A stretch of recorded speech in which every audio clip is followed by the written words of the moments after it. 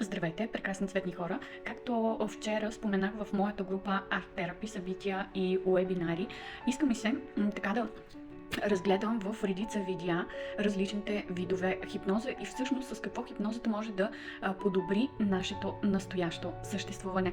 Аз съм Елица Петрова Дзиляни, арт-терапевт, коуч и позитивен психолог. И така, да започваме.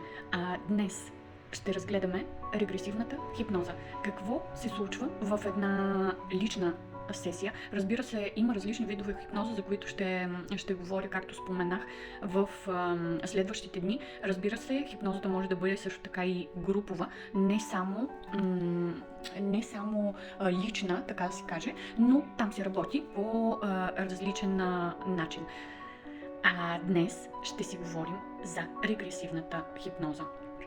И така, защо и кой се насочва към нея? Какво се случва? Някои хора имат предубеждения за хипнозата, но всъщност тя наистина може да бъде в огромна полза за нашето съществуване.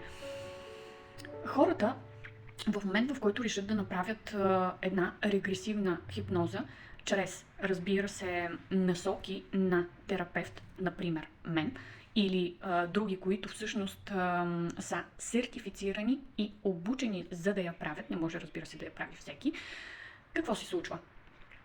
Човекът се връща в детството или в минали животи. Много често човек се връща в детството поради травмите, които всеки един от нас е придобил, но не е установил като някаква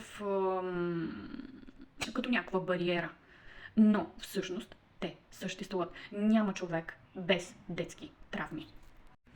В най-честите случаи човекът, който е решил да се подложи на хипноза, е забелязал повтарящи се действия в живота си и хипнозата се явява като лечебен процес, който се осъществява по време на практиката. В някои от случаите дори чрез хипнозата може да се повлияе на поведенческите процеси и емоциите, за да ресанира, така да се каже, за да оздравее дадената травма или ситуация.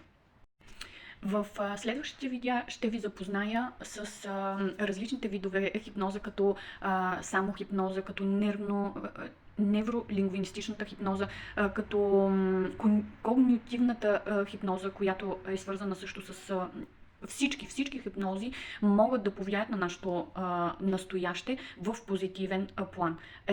Едно е сигурно и е ясно, че хипнозата се явява като ускорител в актуалния ни живот.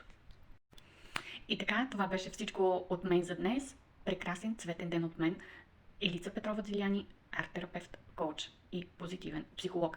Ако желаете да си запишете лична консултация, моля, заповядайте тук в коментарите или може налично чрез месенджер. Консултациите се провеждат онлайн. Така също се установява много добра връзка. Заповядайте, ще отговоря на всички. Чао и прекрасен цветен ден от мен.